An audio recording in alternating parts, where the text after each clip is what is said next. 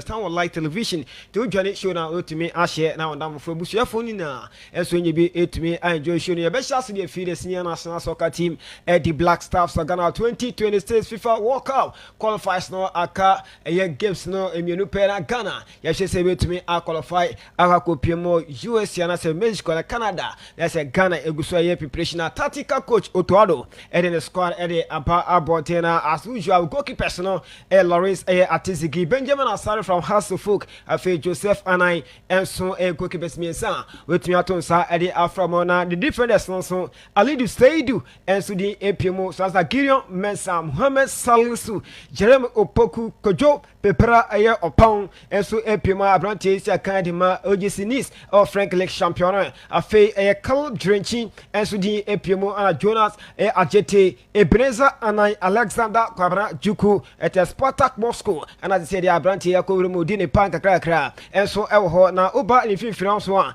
Elisha Owusu Thomas Tay Pate Kwesi Zibo Prince Owusu say former Koforia Social Oko United and then Mediama Sporting Club na branch in Sinakai also the APM say local player Mohamed Kudus say Academa Tottenham or English Premier League leading APM Elho afenga batunton enterano Kuku Trao Ediama the Black Stars of Ghana Abdul Fattah Shako Leicester City Joseph Pentel say Academa Gawazi USFC and Christopher Bonsu and so the APM Elho Kamadin Sulemana and so the APM say Atalanta, Jordan Pierre Ayew, and Siakanama Leicester City in Naki Williams, Siaka Edema Atletico Club di Bilbao Spain, and Antoine Semenyon, and so Siaka Edema Ayapalmot, Ewo EPO Odi Etmi Aba Bontana Chance Swam say, Yame Aya Duma, local players no, Eminupe, Benjamin Asare, and Ninokuma, Aya Prince Uso Siakai, Edema Mediama, Aya Sporting Kayam, Duma, remember the day Nimia,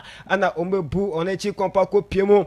Ewo Casablanca Morocco Edison say your both first game away Morocco ntino enya jam branch ni be down ya bagana handsome down ya kwa Morocco biem entinka foni na bro telefoni ni na local best place menu ekwa koshia mo ewo Casablanca Morocco nyame outuma Sunday Saturday to Sunday ni de ampa na edwakra the 4th to 6th October place no ebe rebremu na ma lande Morocco mpetemu na eda kwesiara on the 5th October training session ebe koso Morocco na Monday 6 October no so a training session because 6 p.m. Morocco memu ho na Tuesday brother and so on 7 October and also video training and asem ketwa kra my day to the bed den pa na say and so to me akoso 4 p.m. and so Morocco now Wednesday and so my day Central African Republic versus the Black Stars of Ghana as 4 p.m. na eja eto ato den pa and asem kuma right after the game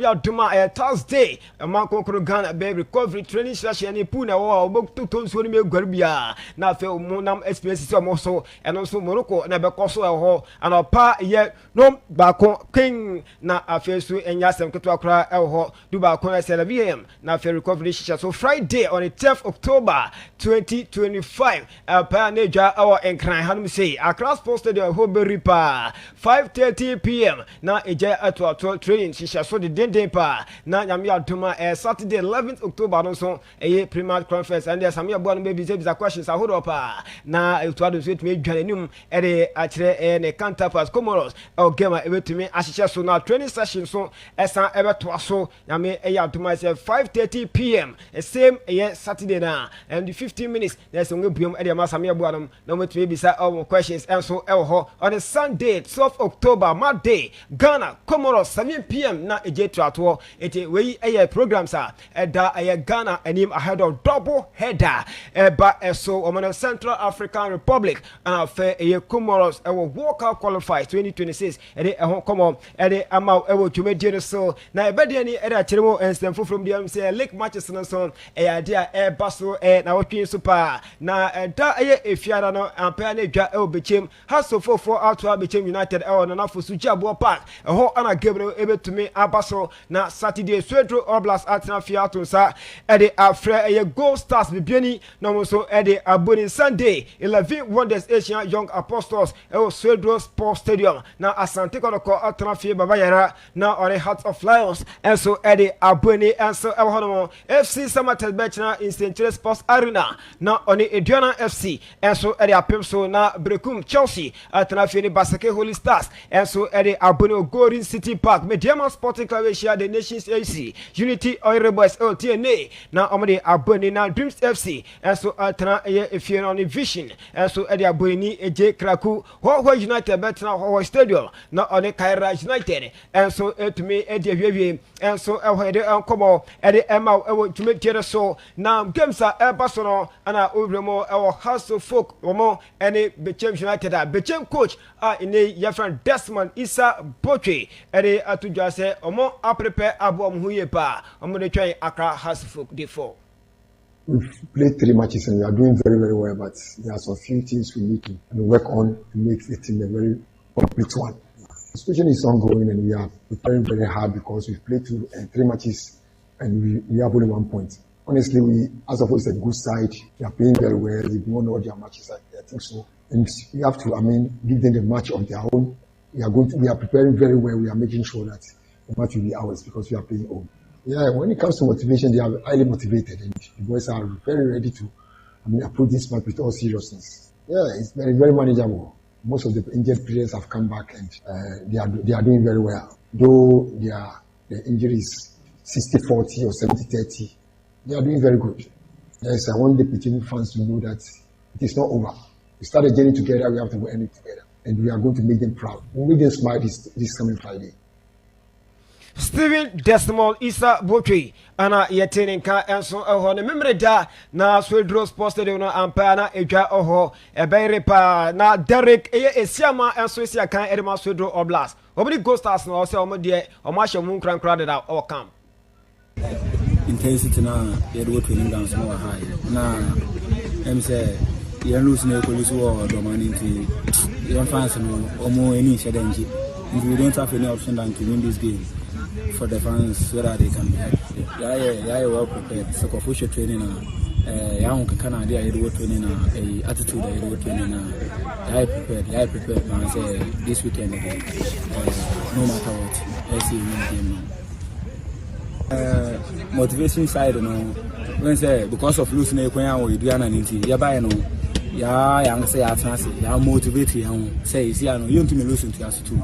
So coffee buy no o share fans na dey na mkrom na dey ma omo ka omo energy into this weekend and day motivation will come no matter what Sunday Saturday we win game dey ama ya say last week my young supporters no edin ke bi dey better one say so o share last home game a boy na senior embassy supporting na energy na ya no so bu ayen be motivate you more nti ya best won say this coming Saturday a game to watch.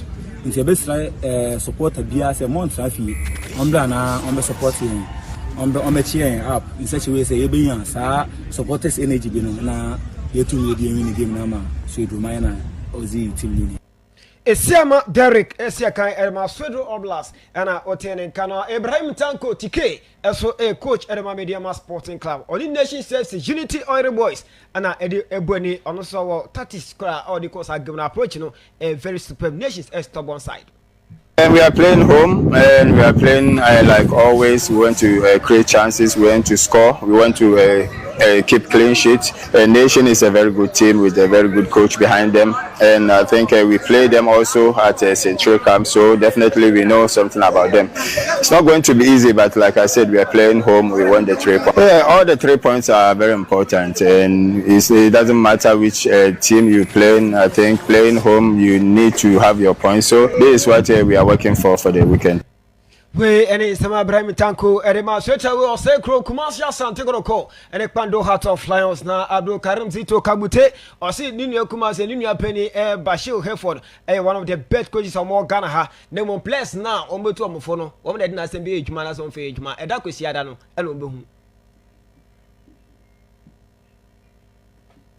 It's a very tough game. looking at it this way, I think they played 4 good matches with Asante Kotoko, and I think the points were divided, or maybe they may have the bigger share of the points. So it tells you that we are coming to meet a club that's with a key factor of consistency, because the boys started the league, won the qualified to Africa, to the Ghana Premier League, and up to now they are the players playing. So you see, in terms of consistency, they are one of the best clubs in the league, and definitely playing them both home and away will not be easy. But we've set our target to win the league, and they are part of those we are going to meet. So we any Isama Kabute Abdul Karim Zito Kotoko coach Eddie Etuja Bashir Hereford Lions coach on so Timiakasa on some more prepare a normal preparation when you die hard preparation be Amnuka coach Kotoko.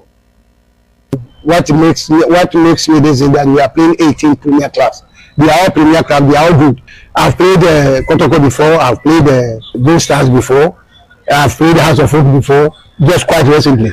So nothing pushes us that maybe it's an extraordinary or special match, so we should prepare specially. No.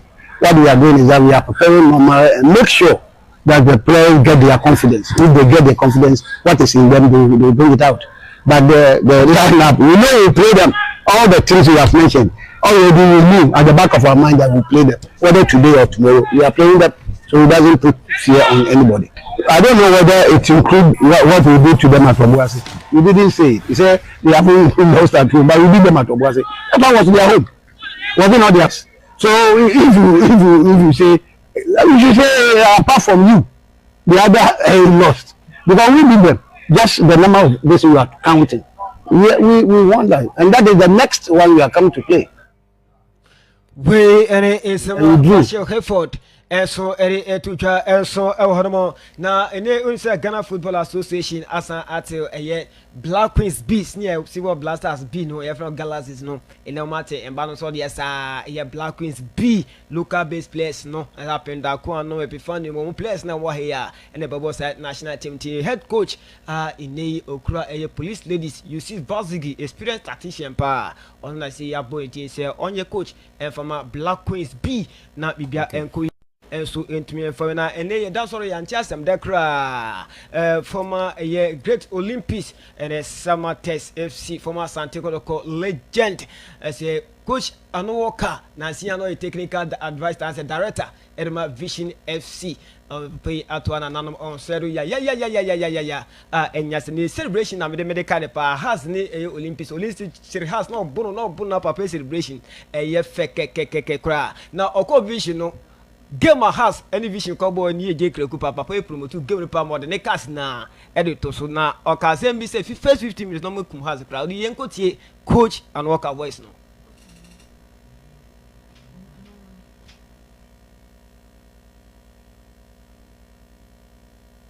Vision One Sports.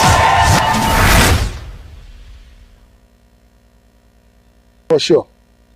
The shares your home ground. The money town. Which then I'll catch Vision fans. We catch a Vision fans there. Omucha, Ombe who go for fair everybody. Omumbe too. Into Mumbrand them. Within 25 minutes in the year, we are nothing I ever bought. Tiki taka no weba. Yeah, but 25 minutes in the year we pass. Coach Annor Walker Nyakopon Fanekra NCPA promoter of the Ghana Premier League the Black Galaxies Abujma place ni bebre okay mam Ghana menti umna ko my ka Herbert Aduno some tuga okay engineer I same way so na yemfa efisem kakra no okay all right yemfa ensia no say okay all right ye jida so na yakwa homa so ye ne Oloboi Commodore and so kwakodi enkomo Oloboi yama about Vision 193.5 FM so oh good afternoon say bojami me jiri say awia dia bibia ye boko sir a very sad day for me wow Saturday we anti ana yagina so afro na we de free yemu obi akra ante se enei coach Annor Walker aso oyare ana se bibi de ti ane se free mu se Annor Walker every mu eba ne sen ade a yare bi ahye ne ho ache anase wonso eba as a surprise se na nyina aye surprise ya ya na we there about to me as a surprise about the surprise because last Friday because yebi wo Sprinters Road na vision chairman no ni na be from the we call here ni fi o mu ti se wa ba ko about continue see na me so and o awon there's 2 or 3 weeks ago we said me dey just na Commodore now see Asiana on farming culture be on say some area there I haven't be no pay by 5 na phone ring year imagine say me fa ni ni yet no pay na me frefe bisa the phone na friend area no na me fa me say na friend no pa phone am was send me message to say me watching me na but na confirm amana na that na me tissue imagine say the friend club or the work family phone na go friend na me na call free or everything penny no cash me say what I also and I'm say my kind of baby but looking at I can be friend and be some say because I mean say I recall that day I say I know you are in the hospital until the guy and I'm no and that's the crowd according to vision crowd Tuesday we tenka meeting or official now say that you man assign special assignment there so your name might be not club you'll be a surprise no we find say Minia well me no free pam a chassis power pam tea no so free bien na no me bi nkomo okay na na me ko twinu ba akra Olympics the me fine your official relationship any private ones the both no fine wow they are how dream permit you kasem kwa so Oloboi mo say Annor Walker free no I hit very hard o kasa oni nyina free pram na one house na twene ba Olympics em say no technical director de Vision FC Annor Walker na enim no ho ben and waja our Ghana football because we coach here to the level of be coach Black Galaxy and can even look up Blasters cry to ben waja our Ghana football mo so be say Annor Walker as a coach there a good time there we are clearly Ghana said was a reigning team. Year 2020, 2021, 22. Now reigning. The Olympics time of Olympics no, but that was the best times. You have to put here about the club now. So that there. Galactus no, our coach here no. One resource I want to come and Obenya. But only later on, assessment no. Reasons are antenna, I never know asked. Okay. And that's on a good coach, but in the game of football, 3 things now a woman who not be win there now we are on the top. And no winning Annor Walker. Get a lot of wins. Times are all Nanya. Time na Monitano. To all free Nanya Nukna. The coaching in Olympics. When you can convince say much we don't get to say another day. Man choir or yeah fine. Olympics move to Obia we season be 2021, 2022. Club or share as of home and away in the league. 1-0 in the first and 3-0 in the Mikai Tama Olympics as of 3-0 in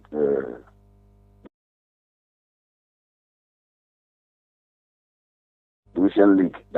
Mikai 3-0 baby. Some time ago now any active ball I saw 3. I won't say much now on my walk up. As of say much but league results there is the only coach I can talk about. So Olympics no dominating as